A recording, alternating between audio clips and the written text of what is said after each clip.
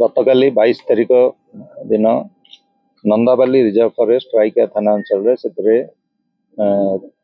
नक्सल सहित आमर जो टीम गुली विनिमय होता से नंदाबाली रिजर्व फॉरेस्ट रही से आमर जॉइंट ऑपरेशन चलता जो 11 एसओजी 2 सीआरपीएफ और गोटे डीवीएफ टीम ऑपरेट करते जंगल पाखे पहुँचला जो मुहांमुही होते से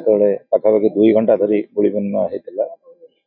गुली विनिमय सरला जो आमर टीम सर्च करते 2 जन नक्सल डेड बॉडी रिकवर होता गोटे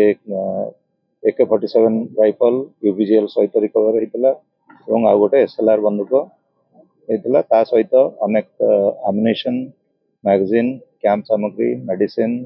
वाकी टॉकी ये सब जिनस रिकवरी होती से जो 2 जन माओइस्ट आम परिचय पाई सारी जड़े से होती मिलिटारी प्लाटून डेप्यूटी कमांडर जगेश